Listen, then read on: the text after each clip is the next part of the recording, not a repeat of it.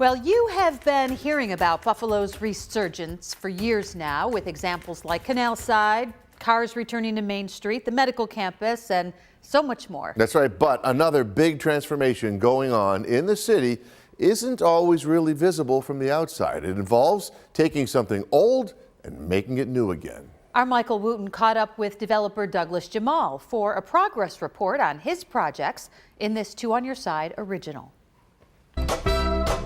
99 years after it was completed, the upper floors of the Statler are now active construction sites. Got it down to original, and then we'll start building it back up. Steady progress inside one of the most historic buildings in Buffalo, and just one of many major projects simultaneously spearheaded by one man. I don't stand still. Douglas Jemal's portfolio started with the city's only skyscraper. Add the aforementioned Statler, the nearby Hyatt Regency and Mahoney State Office Building, the police apartments, the historic Richardson Complex, 61 Terrace, the recently awarded Mohawk Ramp. You get the idea. He's buying up Buffalo one building at a time, and they're not easy projects. Why take that on? Well, look, I love challenges. I don't want to waste time. I came here to get a job done, and I'm going to get it done. The Hyatt closed at the beginning of the pandemic. Jemal bought its debt and took control after foreclosure. Needless to say, it's across the street from the convention center, and just imagine losing 400 rooms when you're having a convention.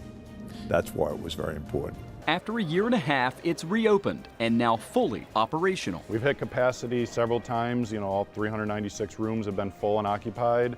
But, we haven't done a full grand reopening per se yet at this point. New mattresses are ordered, and there's a multi-million-dollar upgrade planned with improvements to rooms and public spaces. Securing this hotel caused a change in plans next door. We get the Hyatt, you have the convention center hotel space now. So it made the opportunity to go Statler will be 400 plus apartments now. It gives us the opportunity to really bring people downtown with the Statler because the hotel part of it was taken care of with this property. The Statler will still have a hotel, just much smaller than originally planned. We're here on the 9th floor. This is one of 3 that has been mostly kept intact over the years, and so it's going to remain about as original as possible. These 3 floors will be converted into hotel space with about 190 of these rooms. The rest of the Statler will be apartments.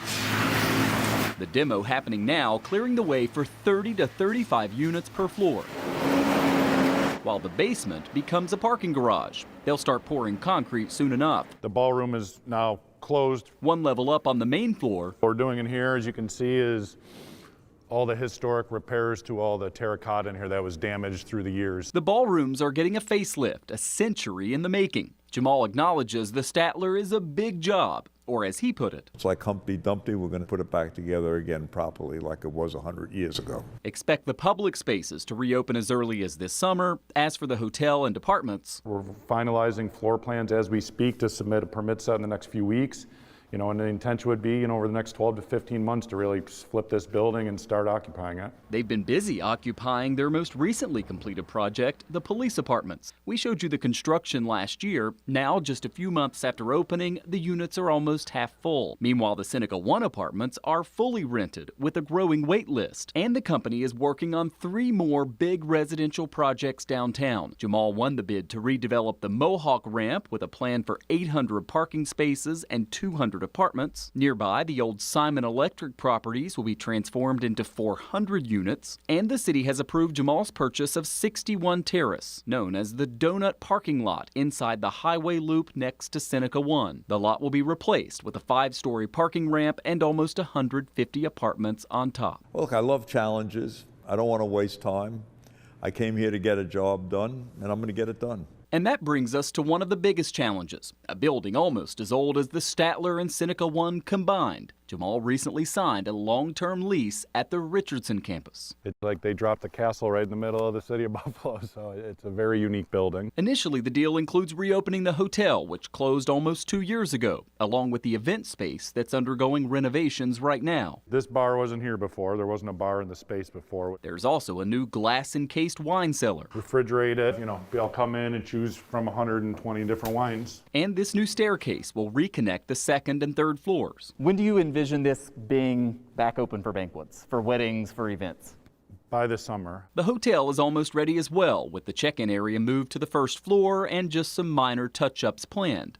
But that's not all. The agreement here at the Richardson Complex isn't just to take over the hotel and banquet space that have already been open. There's also a much bigger long-term plan here.